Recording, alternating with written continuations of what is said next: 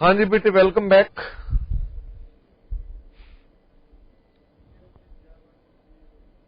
हम लोग पढ़ेंगे अब accounting standard 19, accounting for लीजेस। Janakpuri east बेटे सैस चल रहा है। सिर्फ आपको सैप को SAP, ये आपको नहीं पता, ये आपके कोऑर्डिनेटर्स को पता है, सैप रीलॉग इन करना है। नागपुर जी, सैप रीलॉग इन करना है आपने।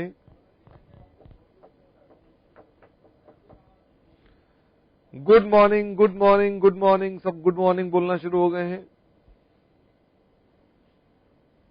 शुरू करूं?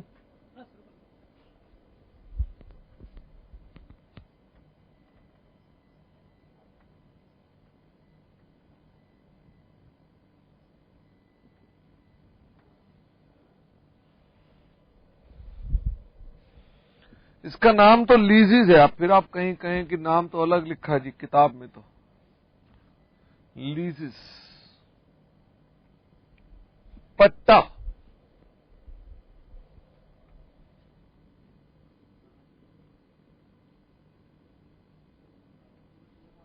पट्टा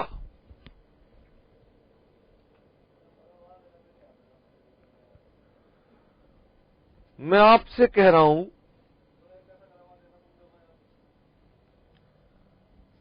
लीजीज का मतलब है पट्टा। और साहब, जब आप बाजार में कोई चीज लेने जाते हैं तो आपको वो चीजें कई प्रकार से मिल सकती हैं। आप नगद खरीद सकते हैं, आप उधार खरीद सकते हैं, आप किस्तों पे खरीद सकते हैं, आप पट्टे पर खरीद सकते हैं। इसका मतलब ये हो गया कि S19 माने तो पट्टा नहीं, बीकानेर कह रहे हैं दुपट्टा। नालायक बीकानेर, गलत कह रहे हैं आप। पहले तो लिखें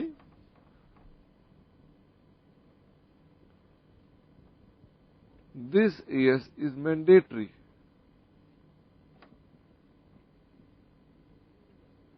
in nature and is applicable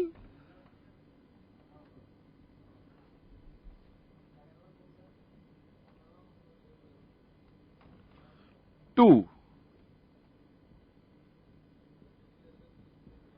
all entities। ये सभी पर अप्लाई करता है। Number 2,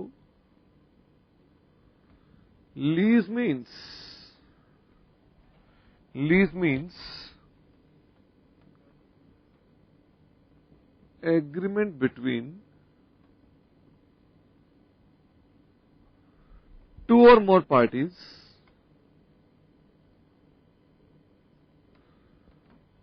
where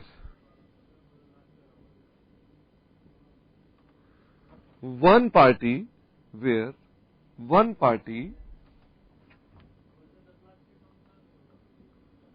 transfer to other party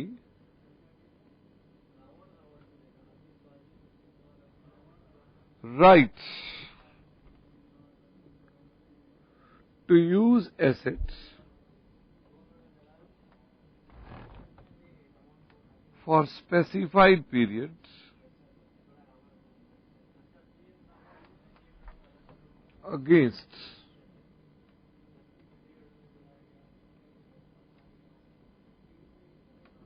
consideration।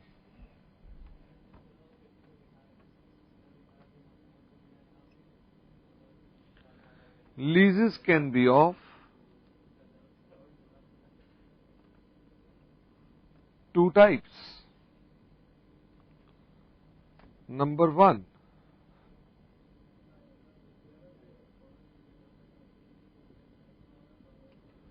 Financial lease.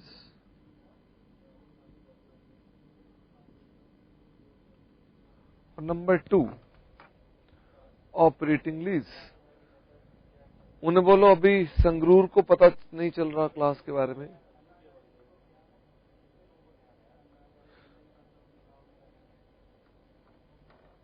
रीलॉगिन नहीं कर रहे हैं ना, इसलिए उनको पता नहीं चल रहा है।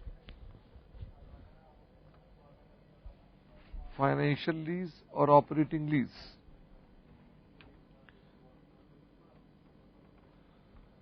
Financial lease means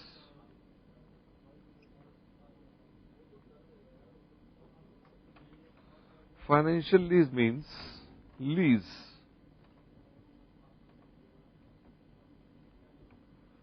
where risk and rewards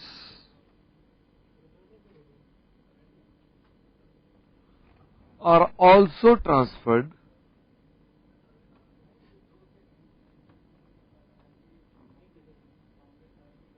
along with rights to use.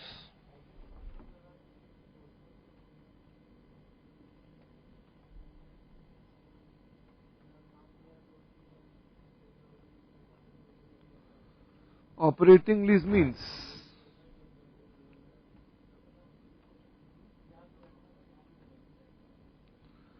lease other than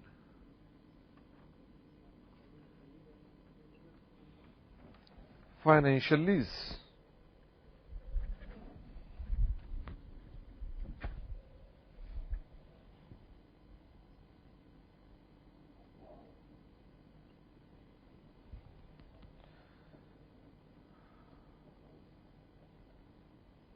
Right to use assets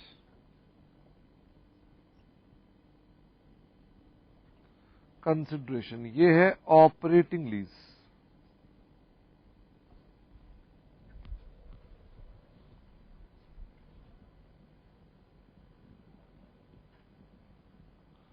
lazy और लेजर,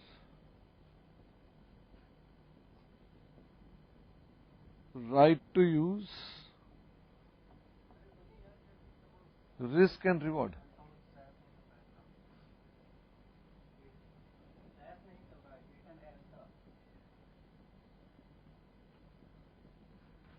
Consideration.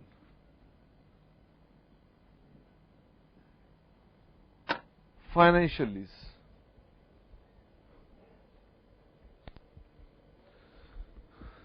देखना यह है कि पहले कौन सा बच्चा लिखता है। जोधपुर अभी बताते हैं बेटे उनके बारे में भी। बेटे मैं थोड़ा सा आप दिखाओ ना, कुर्सी में, कुर्सी दिखानी है। मैं बेटे इस कुर्सी पर बैठा हूं, ये कुर्सी मेरी है, मैं इसका मालिक हूं, मैं इस पर बैठा हूं। नेकपाल इधर आओ। और नेकपाल मुझसे क्या कह रहा है? कह रहा है इस कुर्सी पर मुझे बैठना है, मुझे बैठना है। थोड़ा जूम आउट करो ना, तुम देख ही नहीं रहे। नेकपाल कह रहा है मुझे इस कुर्सी पर बैठना है, मुझे इस कुर्सी पर बैठना है। तो बताओ भाई, ये कुर्सी पर कैसे बैठ सकता है? ये कुर्सी पर बैठ सकता है। नंबर 1, आप ये कुर्सी खरीद लोगे तो बैठ सकते हो। बोलो ना, हाँ। कुर्सी खरीद लोगे तो बैठ सकते हो। लेकिन अगर मान लीजिए आप कुर्सी नहीं खरीदते हैं, नगद और उधार, और फिर भी बैठना चाहें, तो बिना खरीदे कुर्सी पर कैसे बैठ सकते हैं? किराया देकर। किराए पे कुर्सी ले लेंगे तो मैं, लेकिन इन्हें टाइम बताऊंगा फिर, क्योंकि किराए की बात होगी तो टाइम बताऊंगा कि इतने घंटे के लिए आप कुर्सी पर बैठ सकते हो। अब आपने मुझे किराया दिया, फटाफट से हाथ पर किराया रख दो। मैंने किराया लिया, मैंने इन्हें कहा बैठिए, बैठिए, मैं इन्हें यहां बिठा दिया। तो जानते हो ये कुर्सी आपने किराए पर ली है बैठने के लिए, ये कुर्सी आपने पट्टे पे ली है, इसे बोलते हैं पट्टे पे ली है। इसका मतलब आपने कुर्सी पट्टे पे ली है। मेरी बात समझ में आ रही है? पट्टे का मतलब क्या होता है? कितनी सरल सी बात है। क्या सभी चीजें जो हम किराए पर लेते हैं वो सभी पट्टे के ऊपर होती है? भाई ऐसा है, लैंड को छोड़ दो, लैंड के पट्टे की बात मैं नहीं करना चाहता, लेकिन अदरवाइज आपको मैं बता रहा हूं, जो भी आपको पता है बच्चों, आपको पता है हमारे पास यहां लोग आते हैं कि सर हमें स्टूडियो 1 घंटे के लिए किराए पर चाहिए, क्योंकि उन्होंने कोई रिकॉर्डिंग करनी है, उनका रोज का काम नहीं है लेकिन रिकॉर्डिंग करनी है। इस स्टूडियो के अंदर ना पूरी चीजें लगी हैं, साउंड प्रूफिंग हो रखी है, सामने टेलीविजन और सब चीजें हैं, जैसे स्टूडियो होता है, न्यूज रीडर का जैसे स्टूडियो होता है बिल्कुल वैसे ही है। तो ऐसा स्टूडियो में किसी को अगर रिकॉर्डिंग करानी होती तो आते हैं, कहते हैं जी हमें जरा स्टूडियो चाहिए, तो हम कहते हैं ठीक है भाई, पैसे लगेंगे उसके लिए। वो ये नहीं कहते खरीदना है। ध्यान देना साहब, एक आपके दिमाग में घरों के किराए की बात चल रही है। घरों के किराए में ये चीजें नहीं होती हैं। घरों के किराए जो होते हैं वो एक अलग कॉन्सेप्ट है। घरों के किराए के अंदर आप घर किराए पर देते हैं, कह सकते हो वही पट्टा है, ऐसा कह सकते हो कि वो पट्टा है। लेकिन साहब देखें, मेरे साथ साथ जो स्टूडियो है पटियाला, वो सिंह साहब बैठे हैं जो स्ट्राइप वाली जिन्होंने वो पहन रखी है टी शर्ट, उनके पीछे जो 2-3 बच्चियां बैठी हैं, वो नालायक, जरा उनसे बोल लो हिलना डुलना बंद कर दें और सीधी बैठे रहें। हाँ जी, तो मैं आपसे कह रहा हूं कि हमारे पास जो बेसिक पट्टी का कॉन्सेप्ट है, ये पट्टियों की बात चल रही है कि हमारे पास हम किस तरह से किसी भी चीज को पट्टे पर दे सकते हैं। अब मेरे पास कोई स्टूडियो 2 घंटे का किराया पर लेने के लिए आता है, तो आप ये थोड़ा ना कहना शुरू कर दोगे कि नहीं भाई हमने उसे महीने भर के लिए किराया पर दे। घरों में महीने भर का कॉन्सेप्ट चलता है, क्यों भाई? लेकिन स्टूडियो कोई 1 घंटे के लिए किराया पर ले रहा है, कोई 2 घंटे के लिए किराया पर ले रहा है। अब देखो ना, नेकपाल मेरे से कुर्सी किराया पर ले रहा था 10 मिनट के लिए, तो ये पट्टा था। तो पट्टे के तो बड़े सारे एग्जाम्पल हो सकते हैं। अब आप घर जाकर जरूर सोचते जाएंगे कि आज पट्टे की चीजें देखनी है। पट्टा कोई दूर की दूर चांद तारों की बात नहीं है। कहीं आप दूर चांद तारों के पार चले जाओ कि पता नहीं क्या अजीब सा कॉन्सेप्ट है, ये आपके जीवन में घुसा हुआ है। आप में से कोई बच्चा हॉस्टल में रहता है? हाँ सर रहते हैं। जब हॉस्टल में रहते हो तो हॉस्टल खरीद लिया क्या? वो बताओ, क्या हॉस्टल खरीद लिया आपने? नहीं। क्या हॉस्टल आपने किराया पर ले लिया? हाँ, तो वो पट्टे पर ले रखा है आपने, दैट इज ऑन लीज। आपने लीज पर लिया हुआ है। मेरी बात समझ में आती है? अच्छा, हम बहुत सारी चीजें लीज पर ले सकते हैं, किराए पर ले सकते हैं, बहुत सारी चीजें ले सकते हैं। मैं तो कल परसों कहीं पढ़ रहा था कि एक कंपनी है बैग की, गुच्छी, वो बैग बनाती है, बड़ी विदेश में प्रसिद्ध कंपनी है।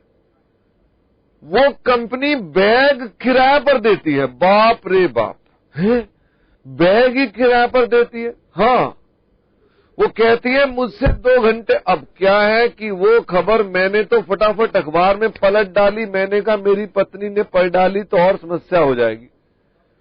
वो जब भी कहीं बाहर जाना है वो फोन करके बैग किराए पर मंगवा लिया करेगी, तो झंझट हो जाएगा। मैंने कहा छोड़ो, नहीं खरीदने की क्षमता नहीं है ना बेटे। अगर खरीदने की क्षमता होती तो दिक्कत ही नहीं थी।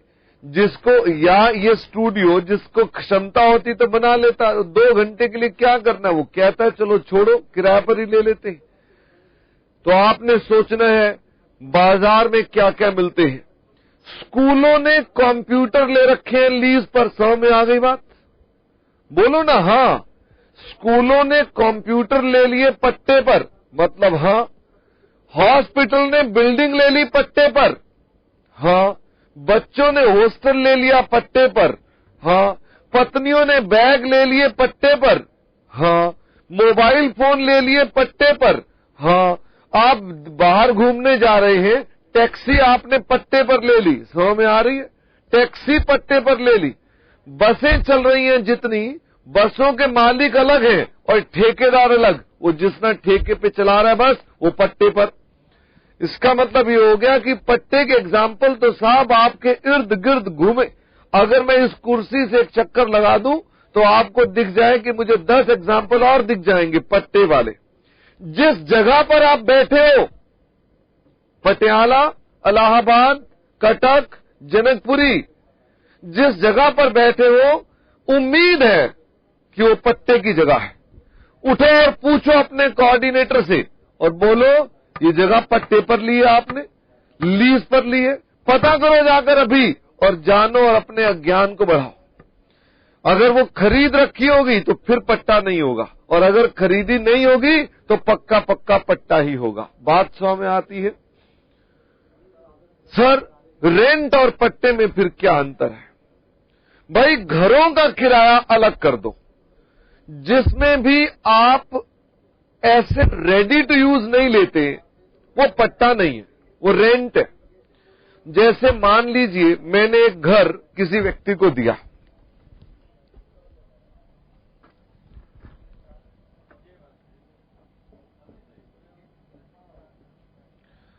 ये राम का घर है, सारा फर्नीचर लगा हुआ है, सब पानी वानी, ये लीजिए पानी के यहां पाइप भी आ रहा है, बिजली की तारें भी आ रही हैं, बिजली की तारें भी आ रही हैं, ये बिजली की तारें भी आ रही हैं, बिजली का तार अंदर जा रहा है घर के, ठीक है ना।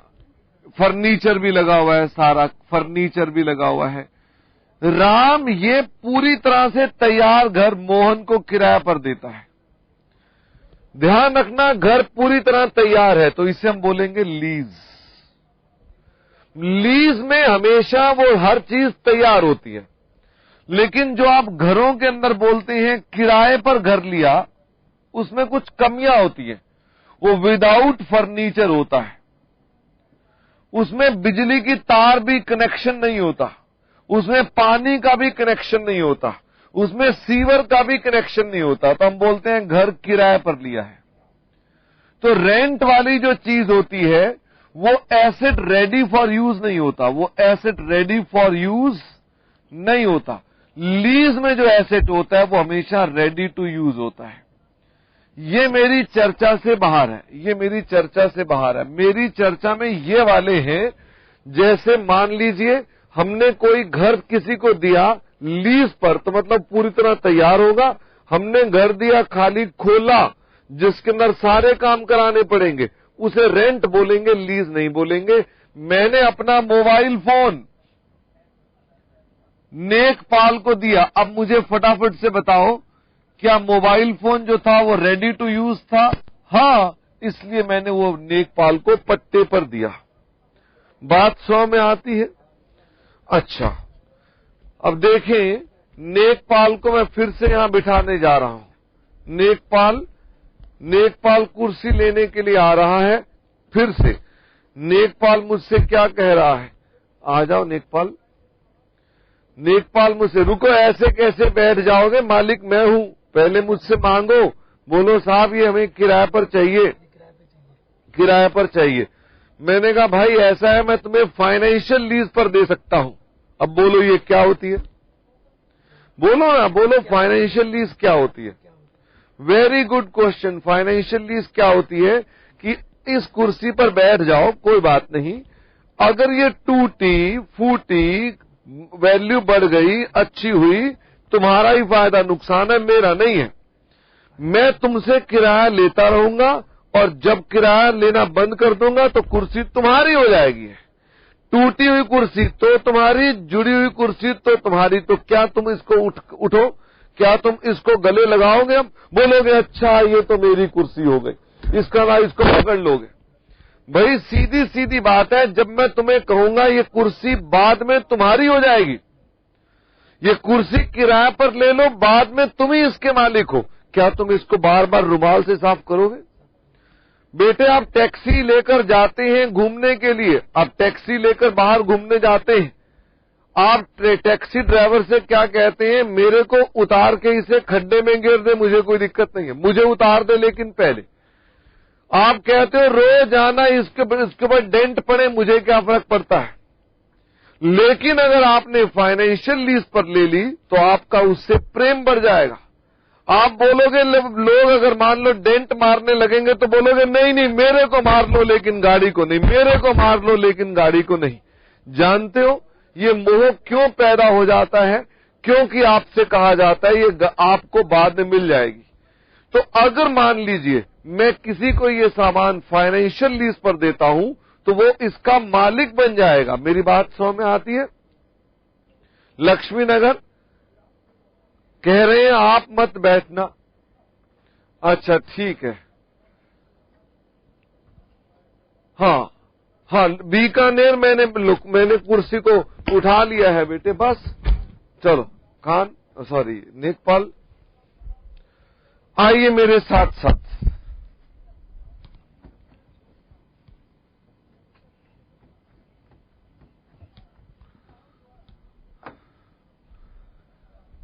तो दो हो गई साहब। लेजर मतलब जो एसेट देता है,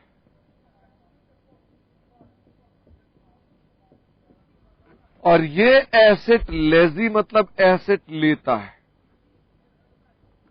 नेकपाल तुम कौन थे? लेजर के लेजी? लेजी तुम एसेट ले रहे थे, ठीक है ना, और मैं दे रहा था तुमको, तो मैं कौन था? लेजर। हाँ, आज खान नहीं आया है। खान ना अपनी पत्नी को कभी छोड़ने चला जाता है गांव, कभी लेने चला जाता है। अब वो दशहरे की छुट्टियों पर गया हुआ है। अच्छा, तो लेजर जो है वो एसेट देता है और फिर ये एसेट लेता है। अगर मान लीजिए वो एसेट देता है और कहता है इस एसेट को यूज करो, तथा साथ में कहता है तुम्हारे को ही इस एसेट का फायदा है, तुम्हारे को ही नुकसान है, तो हम बोलते हैं फाइनेंशियल लीज। बात समझ में आती है? अच्छा, और फिर दूसरी बात, अगर सिर्फ एसेट के यूज करने के अधिकार मिलते हैं, एसेट के साथ मोह नहीं मिलता, इसे कह सकते हो मोह। मैं एसेट भी लेता हूं और एसेट का मोह भी लेता हूं, तो फाइनेंशियल लीज है। और अगर मोह नहीं लेता हूं मैं, तो इन दैट केस ये ऑपरेटिंग लीज हो जाएगा। हाँ, संगरूर कह रहे हैं इसको फाइनेंशियल लीज क्यों कहते हैं? क्योंकि बेटे this is indirectly purchase of asset, ये आपका एक इनडायरेक्ट परचेज ऑफ एसेट है। इसीलिए इसको हम कहते हैं कि this is a case of financial loan. आप समझ लीजिए एसेट को धीरे धीरे खरीद रहे हो, इसीलिए इसका नाम फाइनेंशियल लीज हो गया। और ये क्या था? ऑपरेटिंग, सिर्फ यूज करने की लीज थी इसके अंदर। लिखना शुरू करेंगे। Point number 5, accounting treatment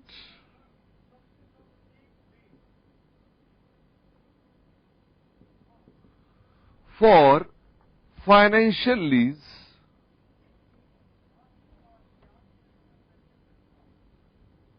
and operating lease are different.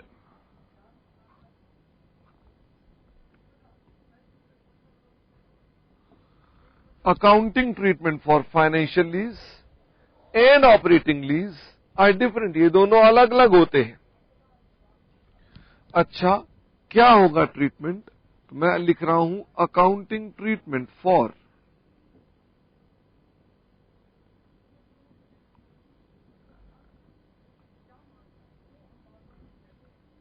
Financial lease.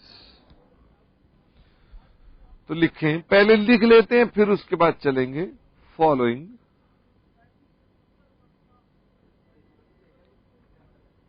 Steps are required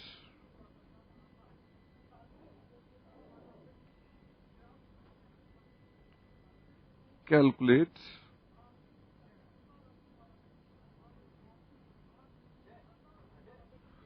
value of machine acquired, calculate. हाँ जी, हावड़ा, फाइनेंशियल लीज और हायर परचेज एक ही बात है। लक्ष्मीनगर लीज विदाउट कंसिडरेशन नहीं हो सकती है। नहीं बेटे, जबलपुर हायर परचेज और लीज फाइनेंशियल लीज एक ही बात है, इनमें डिफरेंस ही नहीं है। नालायक बीकानेर कह रहे हैं क्या बच्चे माता पिता की फाइनेंशियल लीज होते हैं?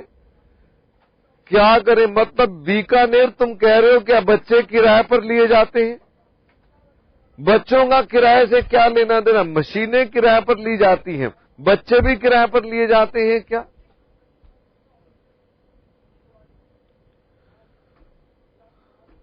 जोधपुर अगर आपको वो फ्लैट बाद में मिल जाएगा, आप ही का हो जाएगा, तो फाइनेंशियल लीज है। और अगर मान लीजिए वो फ्लैट आपका नहीं मिलेगा आपको, तो वो फाइनेंशियल लीज नहीं हो सकता, वो ऑपरेटिंग लीज होना चाहिए। अच्छा, जबलपुर कह रहे हैं फिल्म में तो लिए जाते हैं। ओहो, तो भाई फिल्मों में बच्चे किराए पर लिए जाते हैं, ये कौन सी बात हुई भला? कैसी कैसी बातें करते हो, बच्चे किराए पर लेना, कैसी बातें शोभा देती हैं आपको? हाँ जी, हाँ, नालायक हैं। Calculate value of machinery acquired, कि मशीनरी एक्वायर्ड की वैल्यू क्या होगी, लिखेंगे इसके अंदर। Lease rentals agreed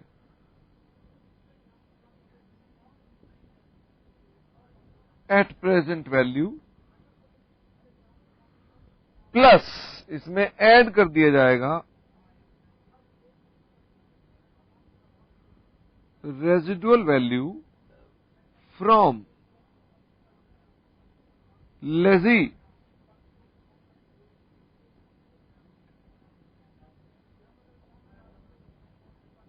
at present value is equal to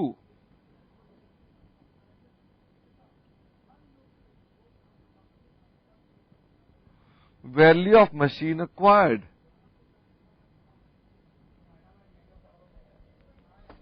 value of machine acquired। लिखें एग्जाम्पल, लिखें example. A Limited took on financial lease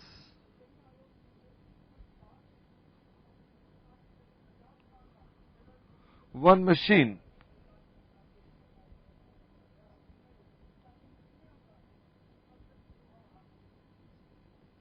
whose fair value was rupees 1 lakh and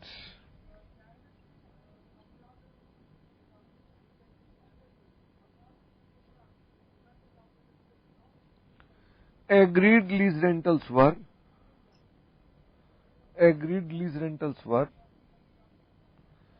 rupees 30,000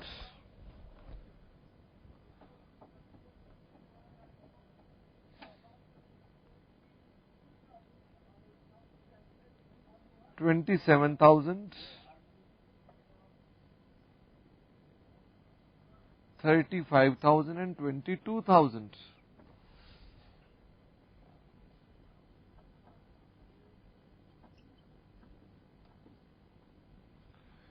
A Limited agreed to pay guaranteed scrap value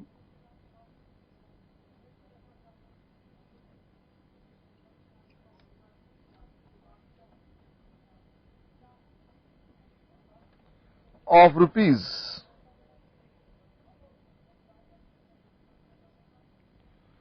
5,000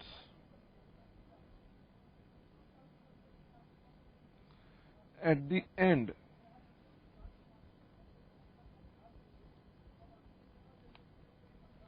of lease term. Discount rate is 10%. Discount rate is 10%.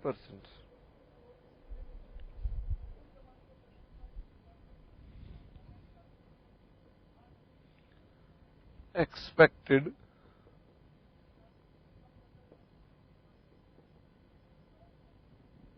residual value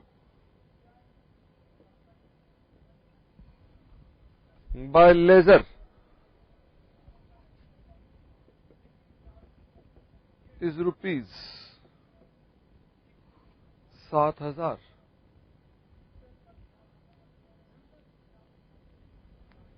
Calculate value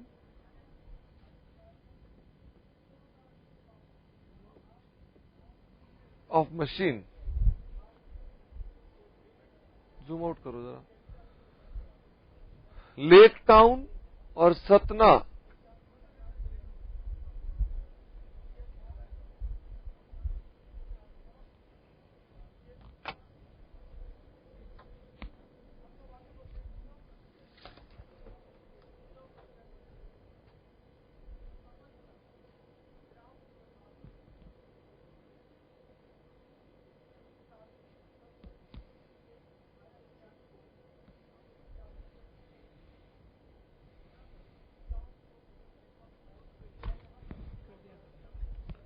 चलो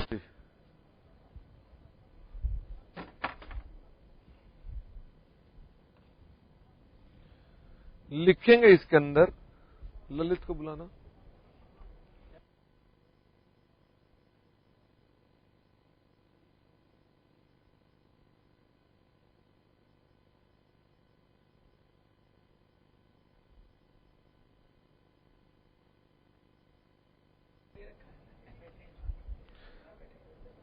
हाँ जी बेटे, फटाफट से मैं आपको बताता हूं कि इसे कैसे करना है।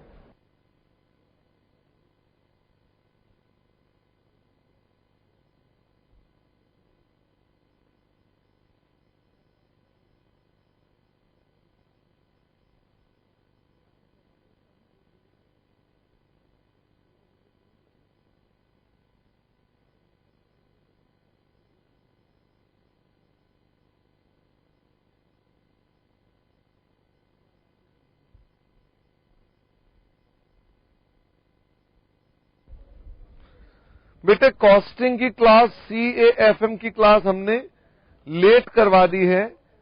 सर को मैंने जाके भी रिक्वेस्ट करी है, तो आपकी क्लास जो CAFM की है आधा घंटा लेट स्टार्ट होगी। ठीक है रांची, आराम से मेरे क्लास में बैठे, आपको कहीं नहीं जाना। अभी सतना आधा घंटा लेट करी है, 10:30 होगी। पहले शायद 10 बजे थी, नाउ इट इज 10:30। ओके चलिए, वैल्यू ऑफ मशीन निकालनी है, एंड फाइनेंस इनकम भी निकाल लेते हैं। एंड फाइनेंस इनकम, ये वैसे बेटे आप FM में पढ़ते हैं, जो मैं आपको बताने जा रहा हूं। देखो साहब, मेरे AS ने कह रखा है कि वैल्यू ऑफ मशीन क्या होगी। कहता है वैल्यू ऑफ मशीन होगी एक मशीन से जितना किराया हमें देना पड़ सकता है उतने की मशीन होगी। एक सीधी सीधी बात बताओ, मैं नेकपाल को यहां फिर से लाता हूं। नेकपाल इधर आओ।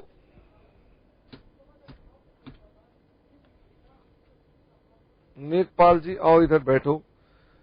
कॉमन सेंस लगाएंगे सब बच्चे और मुझे बताएंगे। नेकपाल, आप भी सोच सकते हो, ये कुर्सी आपने मुझसे फाइनेंशियल लीज पर ली है, मतलब खरीद ली है, ठीक है ना, किराए पर है, बाद में आपकी हो जाएगी।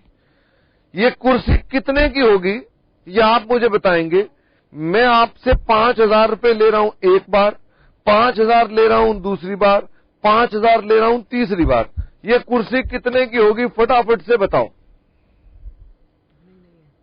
हाँ जी, अरे नहीं, नेकपाल ठीक से बताओ।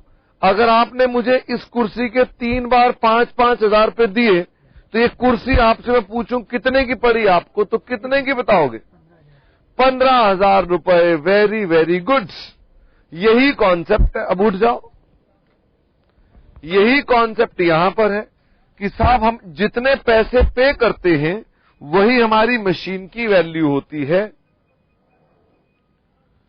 जैसे मैं आपको कहता हूं, ये हमने मशीन यहां खरीदी, हमने इसकी पेमेंट कितनी कितनी करनी है?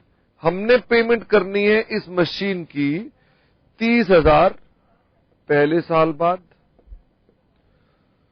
35,000 दूसरे साल के एंड में, 22,000 तीसरे साल, नहीं बीच में कम हो गया, 30 के बाद 27 के बाद 35,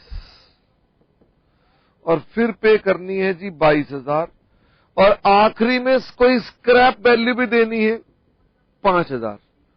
तो मैं आपसे पूछ रहा हूं कि बताइए, अगर मान लीजिए नेकपाल इतने पैसे दे रहा है मशीन के लिए, तो what should be the value of machine? Value of machine क्या होनी चाहिए? यही तो होनी चाहिए। लेकिन साहब हम तो आज ढूंढ रहे हैं वैल्यू ऑफ मशीन, नेकपाल ने पैसे थोड़े दिनों बाद देने हैं, तो आपको इसे क्या करना पड़ेगा, इसकी प्रेजेंट वैल्यू निकालनी पड़ेगी। अब इसकी प्रेजेंट वैल्यू अगर ढूंढनी पड़ेगी तो इसकी प्रेजेंट वैल्यू क्या होगी?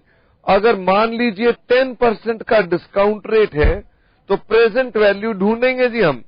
आइए मेरे साथ साथ 1 साल बाद की डिस्काउंट रेट देखते हैं। डिस्काउंट रेट को हम पीवी ढूंढते हैं, कैसे निकालते हैं? 1 डिवाइडेड बाय, मैंने लिखा 1 डिवाइडेड बाय 1.1, तो मेरे पास ये आ गई वैल्यू 0.909। इसका मतलब ये आ गया 0.909। 0.909। फिर उसके बाद एक और बार एंटर कर दीजिए तो अगली वैल्यू आ गई 0.826। 0.751, बस इज इक्वल टू दबाते जाना है। 0.683, इसे बोलते हैं प्रेजेंट वैल्यू। या आप एफएम में सीखेंगे। तो साहब अगर मान लीजिए नेकपाल ने इतने पैसे देने हैं, ये डिस्काउंट रेट है, तो जोड़कर क्या नहीं ढूंढ सकते हम लोग इसकी वैल्यू? ओके, तो वैसा फटाफट से बताना इसकी वैल्यू कितनी आनी चाहिए। सर इसकी वैल्यू आएगी 30,000 इंटू 0.909, 27,000। ये आएगा 30,000 इंटू 0.909, ये आएगा 27,270। अगला आएगा 27,000 इंटू 0.826, 22,302। अगला आएगा 35,000 इंटू 0.151, 26,285। अगला आएगा हमारे पास 26,285। और अगला वैल्यू कितनी आएगी? 27,000 इंटू 0.683, 18,441, 26,285। ये आ गई 94,298। ये है साहब हमारे पास वैल्यू ऑफ मशीन। सर सवाल में दे भी तो रखी थी वैल्यू ऑफ मशीन 1,00,000 रुपए। बेटे हमें जो चाहिए वो प्रेजेंट वैल्यू वाली मशीन की वैल्यू चाहिए और नहीं चाहिए। तो इसका मतलब ये कि हमारी this is the value of machine. तो आइए इसका आंसर निकालेंगे। Solution,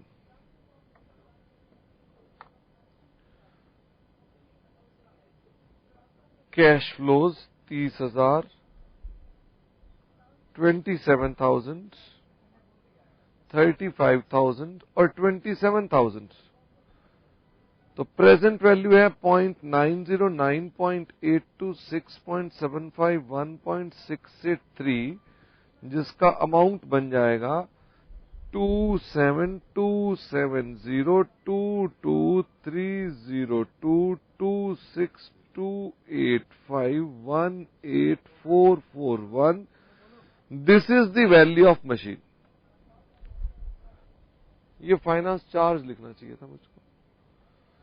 this is the value of machine. कोई मुश्किल काम थोड़ा ना है। हमारा एएस कहता है जी वैल्यू ऑफ मशीन ये होनी चाहिए। सर तो फिर ये बताओ कि हम अपना ब्याज का अमाउंट कैसे निकालेंगे? बेटे वो आप लोगों ने हायर परचेज में पढ़ रखा है, कैलकुलेशन ऑफ इंटरेस्ट। शायद आपको याद भी आया हो। अगर मैंने एक मशीन ली 94,298 की, जिसकी पेमेंट्स करनी है हमने 30,000, 27,000, 35,000 और 27,000, ये हमारी इंस्टॉलमेंट्स हैं, तो इंटरेस्ट बताना है। पहला इंटरेस्ट आ गया 10% के हिसाब से 9430।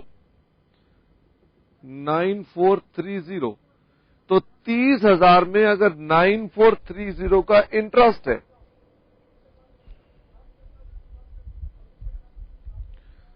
तो 30,000 minus 9430 is equal to 20570 minus 94298 73728। ब्याज का अमाउंट निकालना है बेटे। बचपन बीत गया, गली के बच्चे कंचे खेलते थे, तब तुमको ब्याज निकालना सिखाया था। आज तुम्हें मैं क्या बताऊं? 7373। मुझे बताएं अगला इंटरेस्ट कितना होगा? 27,000 minus 7373 is equal to 19,627 minus 73728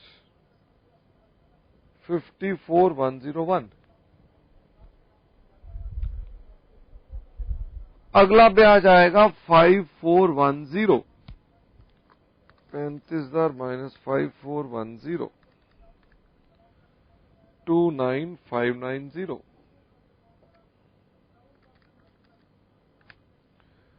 24,511।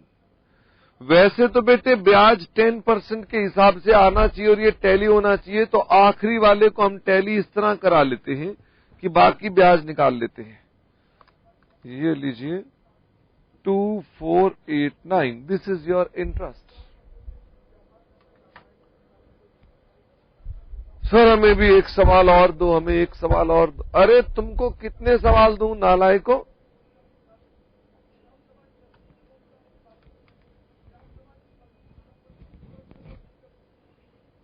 दिखाओ।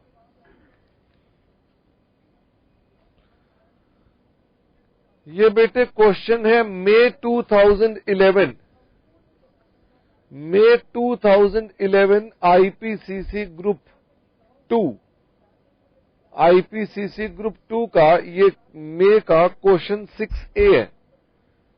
तो थोड़ा यहां रेड पैच की वजह से दिक्कत है, मैं इस क्वेश्चन को लिख देता हूं। मई 2011 वो कहता है जी मशीन की फेयर वैल्यू कितनी है, लीज का टर्म कितना है,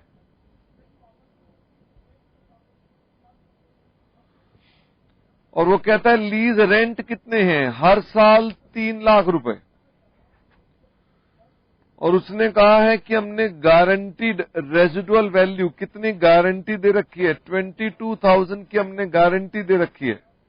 हालांकि उसे लगता है, अब भाई उसे जो मर्जी लगे, मेरी बात सुनो, नेकपाल कहता है मैंने इतने पैसे देने हैं, अगले आदमी को जो मर्जी लगे।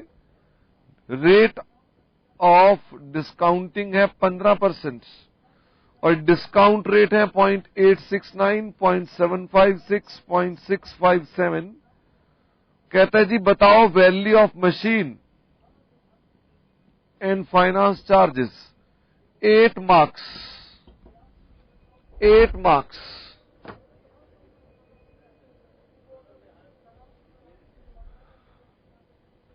निकल पेन चाहिए? नहीं वो नहीं, पतला वाला चाहिए। ये ले जाओ, ये ले जाओ।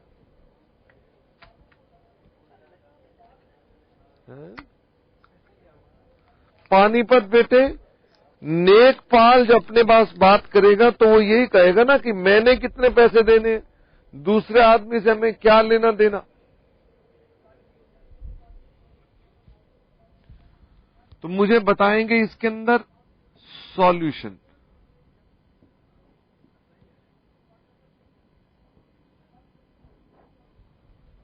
वैल्यू ऑफ मशीन, मेरे पास आंसर मेरठ से आ भी गया है।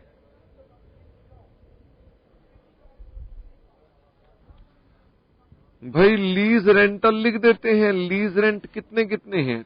3 लाख, 3 लाख, 3 लाख।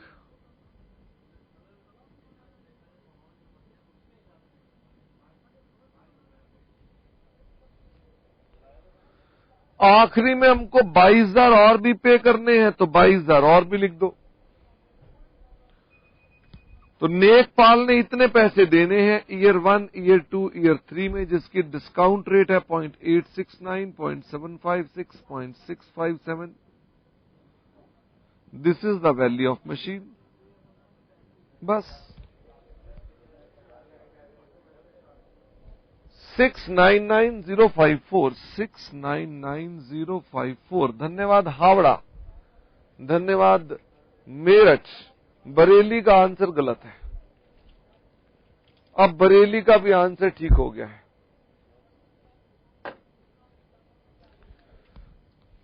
ये उसे वापस कर देना, कहना नया है ये। हाँ जी, अब मुझे फाइनेंस चार्जेस निकाल कर दिखाने। Calculation of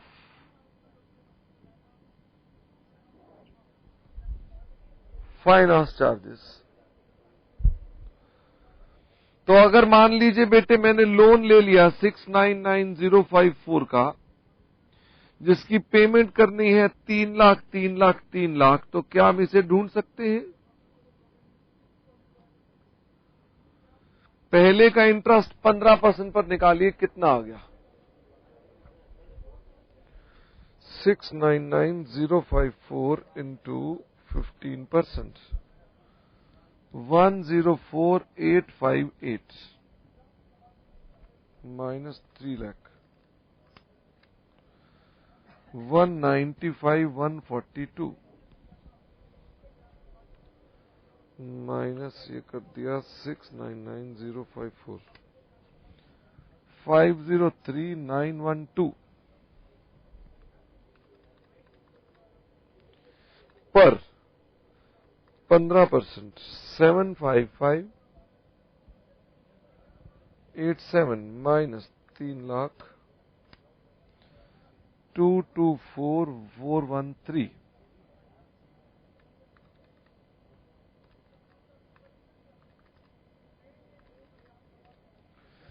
$279,499। आखिरी वाला ब्याज जो है वो तो आप डायरेक्ट निकाल सकते हैं, 279,499। तो ब्याज निकाल लीजिए, कितना बचता है? Minus 322,042। This is your interest. Patiala बेटे, दो बातों का ध्यान रखेंगे। ये कुर्सी पर बैठने वाला कुर्सी की मशीन ढूंढ रहा है, उसे कितने पैसे देने हैं वो उसकी लायबिलिटी है। मेरे को कितने पैसे मिलने चाहिए थे वो बेकार की बात है। अगर मान लीजिए बेटे मैं दुकानदार से ये खरीदता हूं, मैं उसे 5,000 देता हूं, वो कहता है मुझे मिलने तो 6,000 चाहिए थे पर तुम तो 5 ही दे रहे हो, और सौदा हो गया। तो 5 ही की बात हुई ना, 6 का हमारा उससे क्या, वो तो उसकी एक्सपेक्टेशन है। एक्सपेक्टेशन तो कुछ भी हो सकती है। लक्ष्मीनगर बेटे इंटरेस्ट कैसे निकालेंगे? इस पर 15%। हायर परचेज में करते थे ना, वही है ये। इस पर हमने कर लिया इतना इंटरेस्ट, ये हायर परचेज का ही चैप्टर है। फिर उसके बाद हमने क्या कर दिया, हमने कहा 3 लाख में से ये इंटरेस्ट का अमाउंट है, तो इंस्टॉलमेंट कितने की रीपे कर दी, इतनी। फिर जो बैलेंस आया उस पे इंटरेस्ट 15%। 100 में आती बात।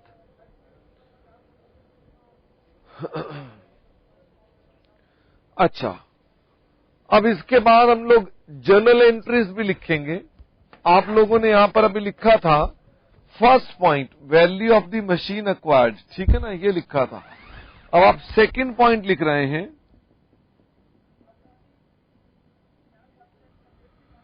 Journal entries required. कौन कौन सी हमें एंट्रीज डालनी होती हैं?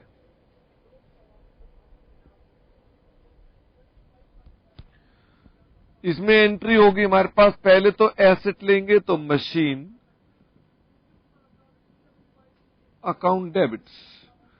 वैल्यू कितनी होगी वो हमने आपको निकालनी सिखा दी, कितनी वैल्यू पर लिखा जाएगा। 2 लेजर, जिसे आप हायर परचेज वेंडर बोलते हैं, being machine taken on lease.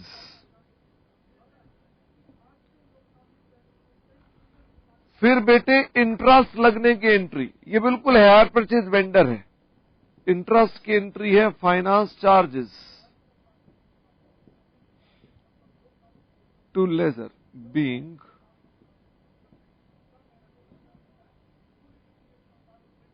Interest charge, ये इंटरेस्ट लग गया।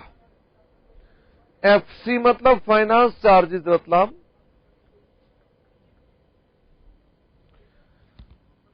ये है इंटरेस्ट चार्ज। आप फाइनेंस चार्जेस भी लिख सकते हो। अब ये बताओ पेमेंट जमा कराने की एंट्री क्या होगी? अगर मैं पेमेंट देता हूं तो एंट्री क्या होगी? Ledger account debit to bank, being amount paid.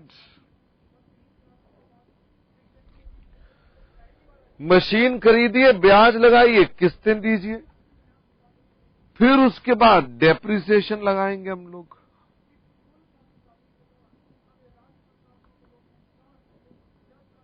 Depreciation to machine,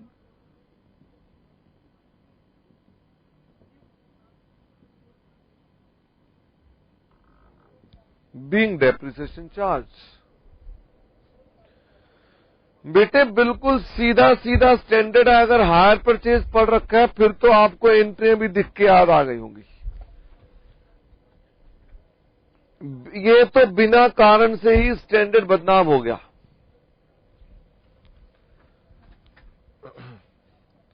ये डेप्रिसिएशन और finance charges profit and loss में चले जाएंगे। P&L account debit to finance charges to depreciation being amount written off. लीजिए साहब, इसकी एंट्री में सिर्फ एक मशीन की वैल्यू दिक्कत की थी, बाकी सारा फाइनेंस चार्ज निकालना सिखा दिया। पेमेंट किसकी करोगे? डेप्शन के बारे में सवाल में लिखा होगा तो करोगे, नहीं तो नहीं करोगे। अगर सवाल में डेप्शन के बारे में लिखा ही नहीं है तो कुछ करने की आवश्यकता ही नहीं। इंस्टीट्यूट भी पागल हुए चले जा रहा है, 8-8 नंबर दे रहा है इन चीजों के, जिसके होने चाहिए 2-2, 3-3 नंबर।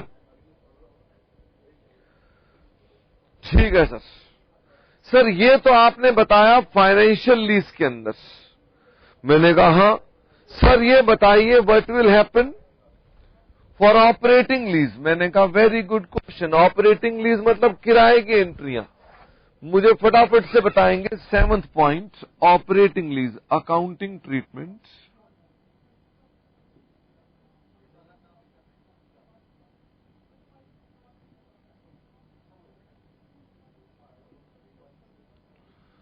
For operating lease. बेटे जब कोई आदमी किराए पर कोई एसेट लेता है तो क्या करना है?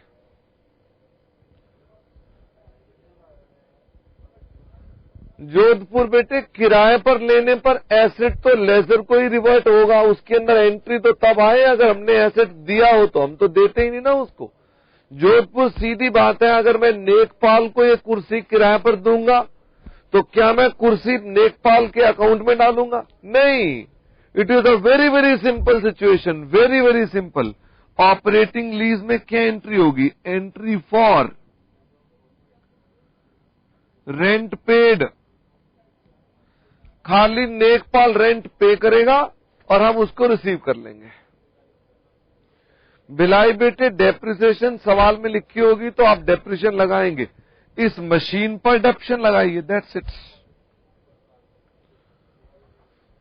हाँ जी, रेंट पेड की एंट्री बताओ बेटे, अपने को तो पता नहीं चल रही रेंट पेड की एंट्री क्या होनी चाहिए। तो एंट्री क्या होगी? लीज रेंट या rent account debits to bank.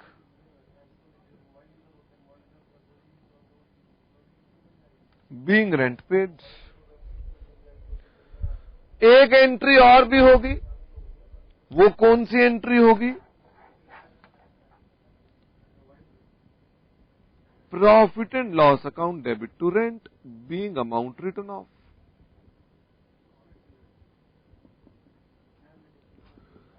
इसमें एसेट रिवर्ट बैक होगा ही नहीं, क्योंकि जोधपुर बेटे हमने जब किराया पर उसे दिया था तो हमने उसको अपना एसेट थोड़ा ना दे दिया था, सिर्फ यूज करने का अधिकार दिया था।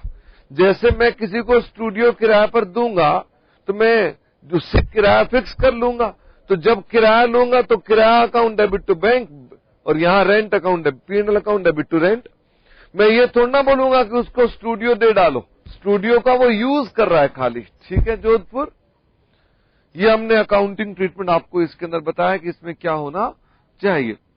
लिखें आगे पॉइंट नंबर 8। मेरठ बेटे ऐसा नहीं है कि इसे आप बेलमेंट कह सकें, क्योंकि इसका बेलमेंट से मेरे को कहीं पर कनेक्शन दिखता नहीं है, फिर भी लॉ वाले सर बताएंगे बेलमेंट के बारे में। अकाउंट्स में इसका कोई लेना देना नहीं, it's a simple case of rent disclosure.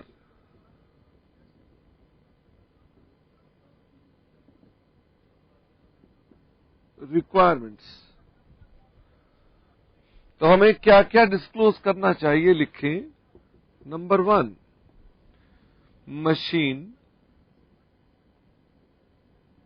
और lease should be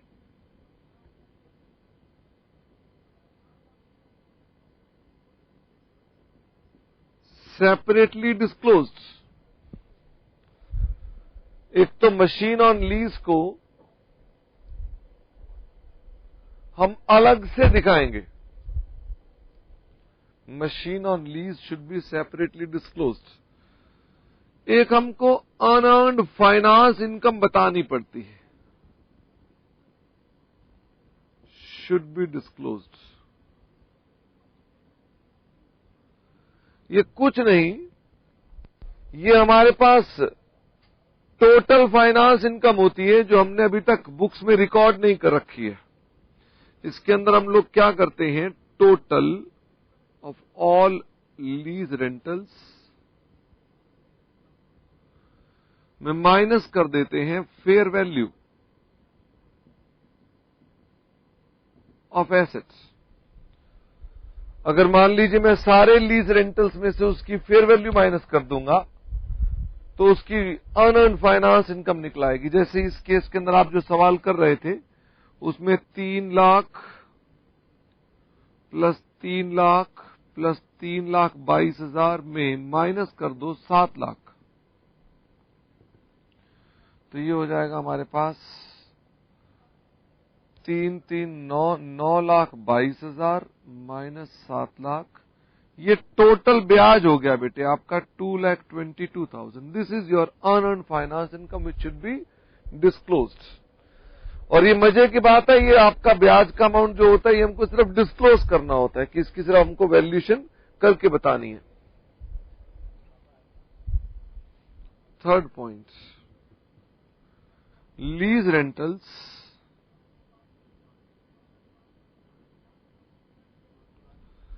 expected to be paid in future years.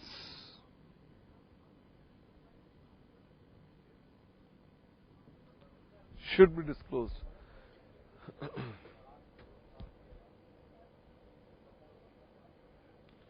हाँ जी बेटे, आपको जो क्वेश्चन मैंने इंपॉर्टेंट लिस्ट दी है वो लिस्ट अच्छे से करनी है, उनमें छोड़ना कुछ नहीं है और वो सफिशिएंट है।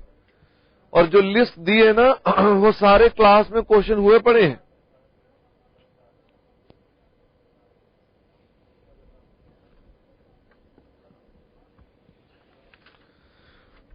पहले बेटे इसके अंदर हमारे पास प्रैक्टिकल क्वेश्चंस नहीं आते थे, अब इसमें से प्रैक्टिकल पूछ लिया उन्होंने इस बार।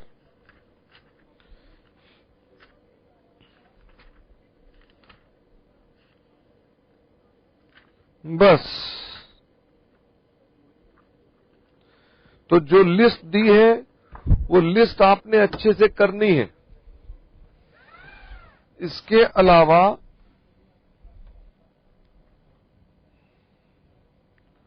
कहां लिखूं, मिटाना पड़ेगा।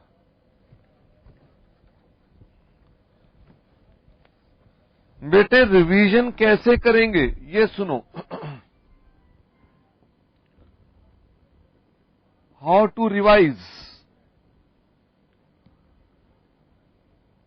कायदे से आपको अपने पास डेली डिवोट करने चाहिए 13 to 14 hours of study in 2 slots. जैसे मैं जो पढ़ता था सुबह 4 बजे से लेकर 12 बजे तक सुबह पढ़ लो, बीच में 1 घंटा आप माइनस कर लो, नाश्ता करना है या थोड़ा सा आपने अखबार पढ़नी है, तो ये हमारे 7 आवर्स की स्टडी बनती है। 7 घंटे तो आप इसमें से ये पढ़ेंगे, उसके बाद फिर पढ़ना शुरू करेंगे अपने पास तकरीबन 4 बजे से, और फिर आप पढ़ेंगे रात 10 बजे तक। This will be 6 hours of study. और 10 बजे डिनर करके वॉकिंग करेंगे, और वॉकिंग करने के बाद सो जाएंगे, तभी सुबह 4 बजे उठ सकते हैं। ये 2 स्लॉट्स चाहिए। इसमें इस स्लॉट में रखो अकाउंट्स प्लस एक थ्योरी पेपर, कोई भी पेपर रख लो थ्योरी का। वैसे ही इसमें भी एक प्रैक्टिकल रखो और एक थ्योरी रखो। ये अकाउंट सिर्फ सुबह सुबह करने में ज्यादा अच्छा रहता है। तो आपने 3 सवा 3 घंटे इसे पढ़ा, 3 सवा 3 घंटे इसे पढ़ा, वैसे ही आपने 3 घंटे इसे पढ़ा, 3 घंटे इसे पढ़ा। ये इस तरह से तैयारी होती है। अकाउंट्स की रिवीजन जब आप करेंगे तो अकाउंट्स की रिवीजन विल रिक्वायर, कितना समय आपसे वो मांगेगी रिवीजन, मानकर चलें तकरीबन 100 आवर्स ऑफ स्टडी चाहिए। इसका मतलब ये हो गया कि अगर मान लीजिए आप 7-7 घंटे डेली अकाउंट्स को देना शुरू कर दें तो 10-12 दिन बनते हैं। ये 100 आवर्स टोटल सफिशिएंट है अकाउंट्स के लिए। इतने आवर्स आपको डिवोट करने चाहिए। सवालों को खुद सॉल्व करने की आवश्यकता नहीं है। डू नॉट सॉल्व, सिर्फ कैसे करें उसे ऑडिट टेक्निक से करें। ऑडिट टेक्निक क्या होती है? सवाल को रीड किया, रीड करके सॉल्व करना शुरू कर दो कॉपी के अंदर ही। मतलब क्वेश्चन में ही रीड करना है, कॉपी में उसको चेक करना है। सारे के सारे ऑल पॉइंट्स, जितने भी ऑल पॉइंट्स हैं इन क्लास ऑफ कॉपी, उन सबको भी आपने क्या करना है? गो थ्रू करना है अच्छे से। प्रयास ये करना है कि आपकी रिवीजन एटलीस्ट 3 टाइम्स हो जाए। अब 3 टाइम्स रिवीजन तभी हो सकती है अगर मान लीजिए आप आज से ही जुट जाएं। रिवीजन के लिए 3 टाइम तो होनी ही चाहिए। बाकी टेक केयर, अपनी हेल्थ की आपने पूरा ध्यान रखना है। जो हमने आज सुबह 6:30 से लेकर 9:30 तक क्लास ली, वो सैटरडे को प्ले होगी, माने तो कल।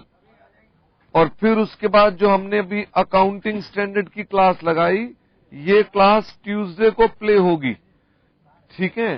तो इसका मतलब जिन बच्चों की ये क्लास या ये क्लास मिस हो गई है, ये 2 से 5 में प्ले होगी। 2 बजे से 5 बजे तक प्ले होगी। यह आपने काम करना है। बाकी wish you very very all the best. मुझे आप लोगों को पढ़ाकर बहुत ही अच्छा लगा। मेरे लिए फिर से आपको पढ़ाना एक नया लर्निंग एक्सपीरियंस था। मेरे साथ यहां पर स्टूडियो में इन सब के बगैर ये सब चीजें संभव नहीं थी। ललित कहां पर है? हाँ, ललित को ही बुलाओ, मोहित को ही बुलाओ। मोहित ने भी बड़ी मदद करी है। मैं इन सब का तहे दिल से धन्यवाद करता हूं, क्योंकि इनकी वजह से ही हमारा बैच पूरा हो पा रहा है। मोहित आप भी आओ आगे। ये हमारे मोहित जी हैं। ललित जी भी यहां पर घूम रहे हैं, लेकिन वो कहीं घूमने गए हैं, शायद बाहर गए हैं। अब आप सबके अच्छे नंबर आए, इन सब की मंगल कामना मैं और यहां पर उपस्थित सभी लोग। और ललित जी भी आ गए हैं। ललित जी आगे आइए। ललित जी का भी पूरा रोल है। सभी स्टूडियो, पूरी टीम इंचार्ज को इन्होंने मोटिवेट करके रखा है। हम सब की तरफ से, E10 की तरफ से आपको हार्दिक शुभकामनाएं। आप मेहनत करें, जीवन में अच्छी तरक्की करें। ये सब मंगल कामनाओं के साथ अपना हम बैच समाप्त करते हैं। Thank you very much. Wish you all the best. Thank you and bye bye. Take care. Wish you all the best.